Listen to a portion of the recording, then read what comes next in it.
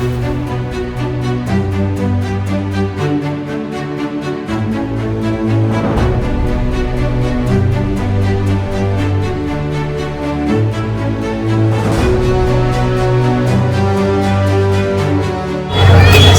सेठ के दर्शन करने के बाद अब हम चित्तौड़ की तरफ जा रहे हैं। चित्तौड़ में दुर्ग को देखेंगे।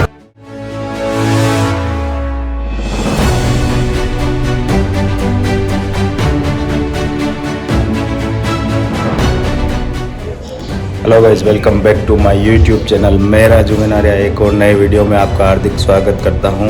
और काफ़ी लंबे अंतराल से कोई वीडियो नहीं आई है, तो आज कहीं पर जाने का प्लान बनाया है, चलते हैं।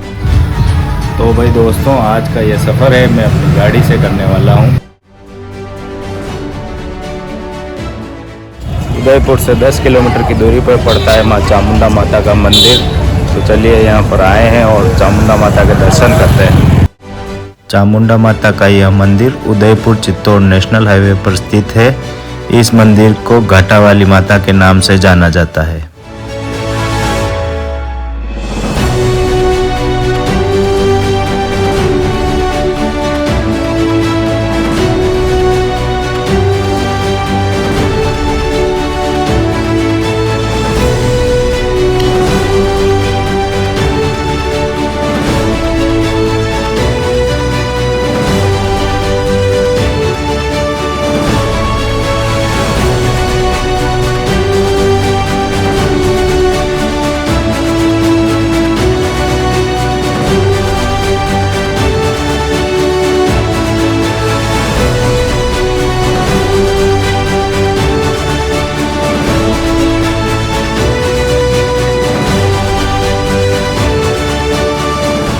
माता जी के दर्शन करने के बाद अब आगे की ओर जा रहे हैं। बोलो चामुंडा माता की जय।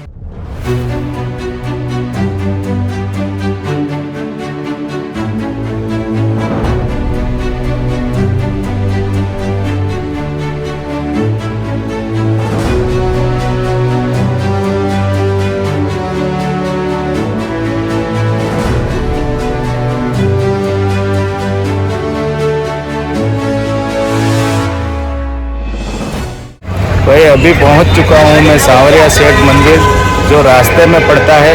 सांवरिया सेठ का प्राकट्य स्थल है ये, तो यहां पर भी दर्शन कर लेते हैं। अभी आ चुका हूं मैं सांवरिया सेठ मंदिर, जो उदयपुर से चित्तौड़ हाईवे जाता है, उसी के बिल्कुल पास में है। देखिए ये पीछे की तरफ है हाईवे, और जस्ट इसी के पास में है सांवरिया सेठ का मंदिर। तो अगर आप यहाँ से निकलते हैं तो सांवरिया सेठ के दर्शन जरूर कीजिए।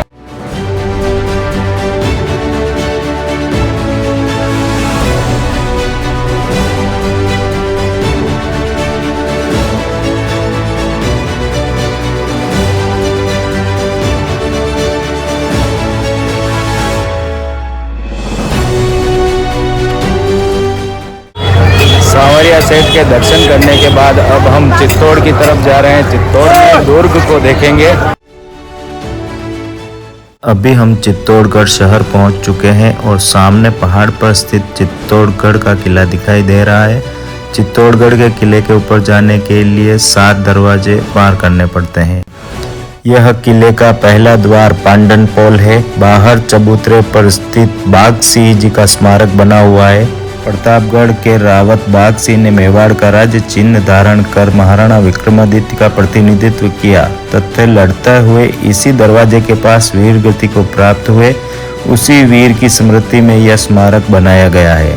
पांडन पोल से थोड़ा ऊपर की तरफ चलने पर दूसरा दरवाजा आता है, जिसे भैरव पोल कहते हैं। भैरव पोल से ऊपर 2 छतरियां बनी हुई है। पहली छतरी कल्ला जी की और दूसरी जयमल की है। इसी स्थान पर जयमल द्वारा एक टूटी दीवार को ठीक कराते वक्त अकबर की सेना की एक गोली उनके पैर पर लगी, जिससे वह लड़ाई करने में असमर्थ थे। कल्ला जी ने अपने कंधे पर बिठाकर दूसरे दिन युद्ध में उतारा था। उन दोनों ने मिलकर शत्रु सेना पर कहर ढा दिया। अंत में दोनों भिन्न भिन्न स्थानों पर वीरगति को प्राप्त हो गए। ये छतरियां उन्हीं की गौरव गाथाओं की याद दिलाती है। दुर्ग का यह तीसरा द्वार है, जिसे हनुमान पोल कहा जाता है, क्योंकि पास ही हनुमान जी का मंदिर स्थित है।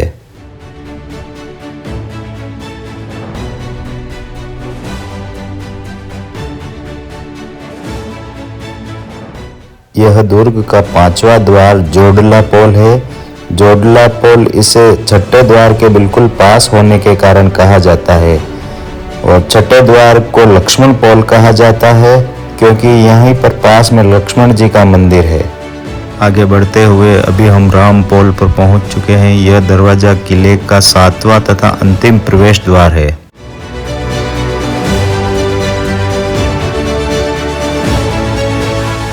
किले पर पहुंचने पर किले को देखने के लिए यहाँ से हमें टिकट खरीदना होता है जो 40 रुपये पर पर्सन है।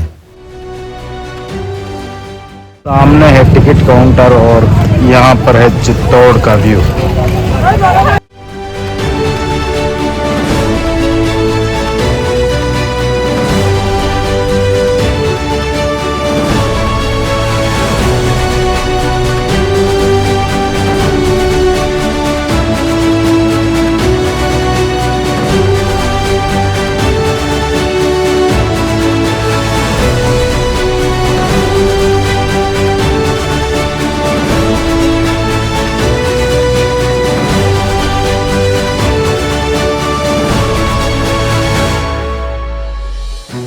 फोर्ट के ऊपर से हमने चित्तौड़ सिटी का व्यू देखा और अब आगे बढ़ते हैं और महाराणा कुंभा का महल देखते हैं।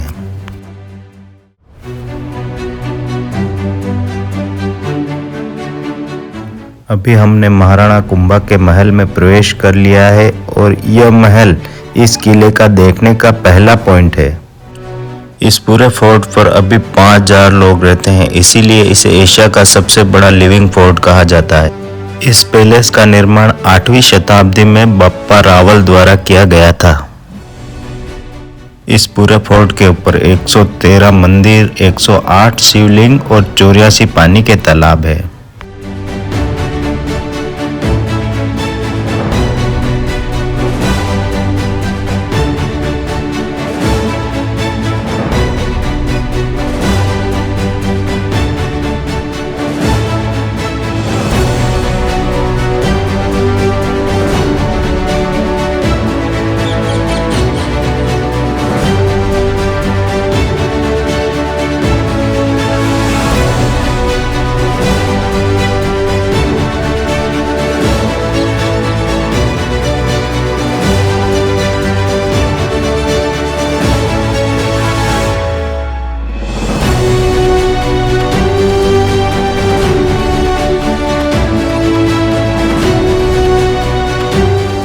यह 3 मंजिला इमारत थी, इसकी छत गायब हो चुकी है।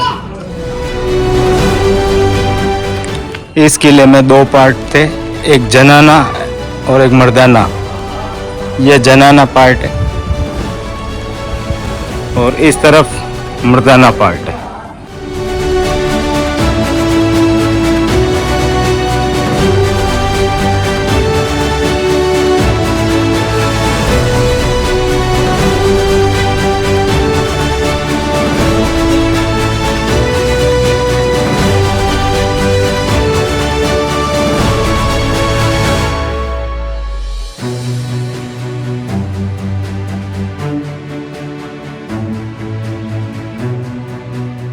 पैलेस देखने के बाद हमारी फोर्ट की सेकंड डेस्टिनेशन है विजय स्तंभ। विजय स्तंभ की ऊंचाई 122 फुट लगभग 37 मीटर। इसमें कुल 9 मंजिल है तथा ऊपर जाने के लिए स्तंभ के भीतर 157 घुमावदार सीढ़ियां हैं जिन पर देवी देवताओं की मूर्तियां लगी हुई है। इस टावर का निर्माण मेवाड़ के हिंदू राजपूत राजा राणा कुंभा ने 1448 ईस्वी में सारंगपुर के युद्ध में महमूद खिलजी के नेतृत्व वाली मालवा की सेना पर अपनी जीत की याद में करवाया था। यह टावर हिंदू भगवान विष्णु को समर्पित है। विजय स्तंभ के पास ही स्थित है जौहर स्थल। रावल रतन सिंह के शासनकाल में अलाउद्दीन खिलजी के आक्रमण के दौरान सन 1303 में रानी पद्मिनी ने अपनी 16,000 दासियों के साथ यहाँ पहला जौहर किया था। वहीं राणा विक्रमादित्य के शासनकाल में सन 1534 ईस्वी में गुजरात के शासक बहादुर शाह के आक्रमण के समय में रानी कर्णावती ने के नेतृत्व में 8 मार्च 1534 ईस्वी में हुआ। तीसरा जौहर राणा उदय सिंह के शासनकाल में अकबर के आक्रमण के समय 25 फरवरी 1568 में पत्ता सिसोदिया की पत्नी फूल कुंवर के नेतृत्व में जोहर किया गया।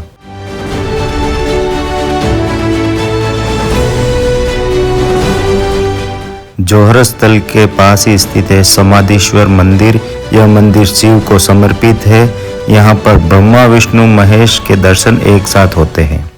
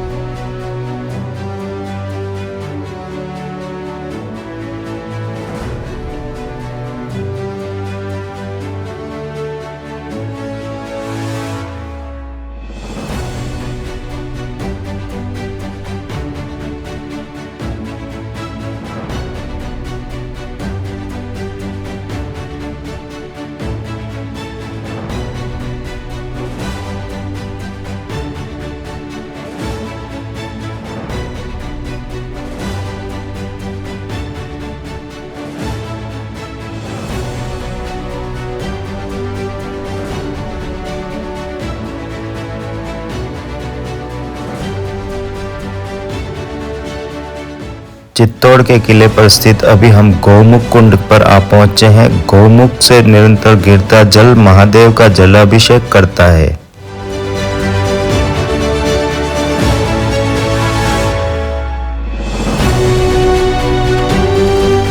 महाराणा कुंभा महल से एक गुफा गौमुख कुंड तक आती थी, जिस रास्ते महारानी पद्मिनी यहाँ पर स्नान करने आती थी और महादेव की पूजा अर्चना करती थी।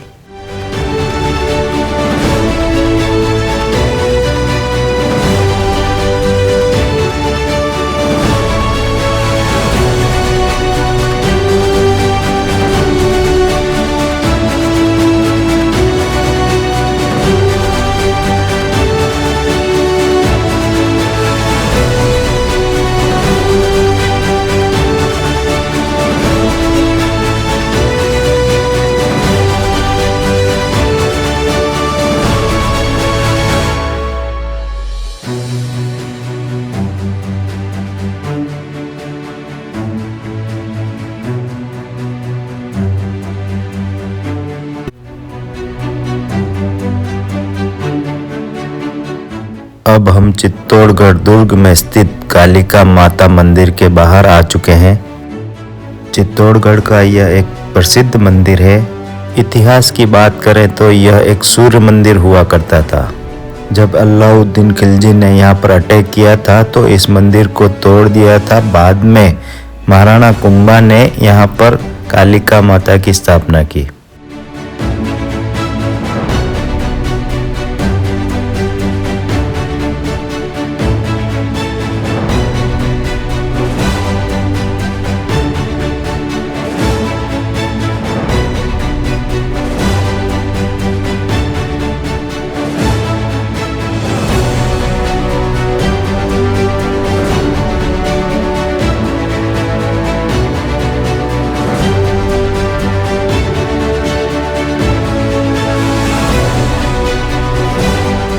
कालिका माता के दर्शनों के बाद अब हम इसी किले पर स्थित बाण माता के दर्शन के लिए आ चुके हैं।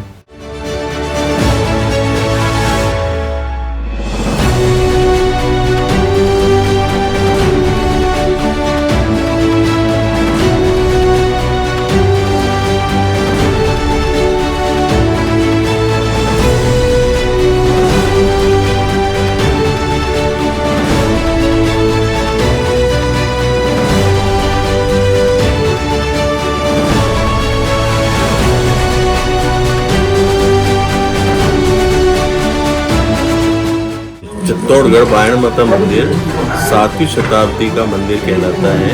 बापा रावल द्वारा स्थापित प्रतिमा, प्राचीन प्रतिमा इसमें विराजित है। कहा जाता है कि बापा रावल का विवाह गुजरात में सोलंकियों के यहाँ हुआ। वहाँ ब्रह्माणी की उनकी पूजा थी, रानी सा की, और वही विग्रह स्वरूप दरबार ने यहाँ विराजित करवाया, और जैसा चांदी का स्वरूप आया था वैसा ही स्वरूप माता जी का यहाँ विराजित है। ये चित्तौड़गढ़ दुर्ग का सबसे प्राचीन मंदिर है।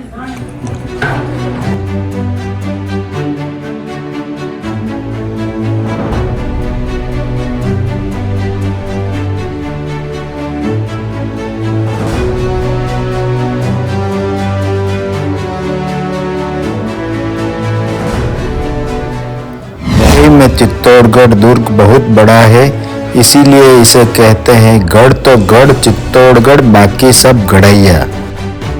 चित्तौड़गढ़ फोर्ट विजिट में बस अब इतना ही। अगर वीडियो आपको अच्छी लगी हो तो लाइक, शेयर और कमेंट और चैनल को सब्सक्राइब ज़रूर करें।